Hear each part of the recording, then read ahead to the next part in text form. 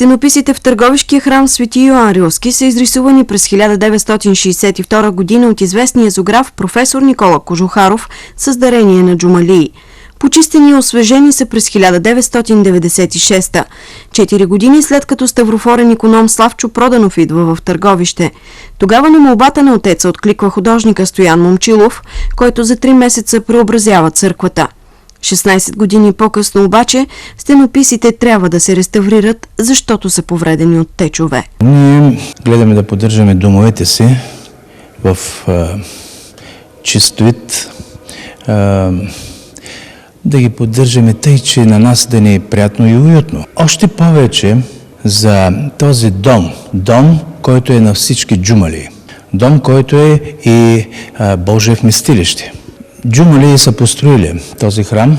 На нас какво ни остава?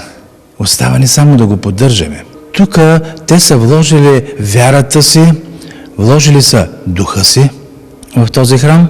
Нека поддържаме и ние тази вяра и този дух чрез поддържането, благолепието на храма.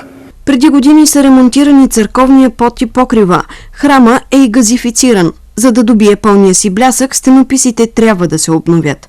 Това обаче е твърде скъпо начинание и не е по силите на църковното настоятелство. Всичко това, което виждате от стари течове, когато покрива беше прогнил и течовете не спираха в храма. Ако се направи една пълна реставрация, с реставратори, които аз говорих, е от 55 до 75 хиляди лева. То е нещо, което не е по силите, нито на църквата, нито на църковното настоятелство.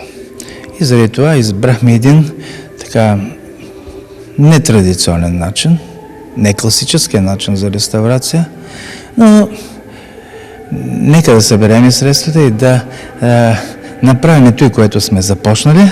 Ставрофорен иконом Славчо Проданов приканва фирмите и гражданите на Търговище да се включат в това благородно и богоугодно дело.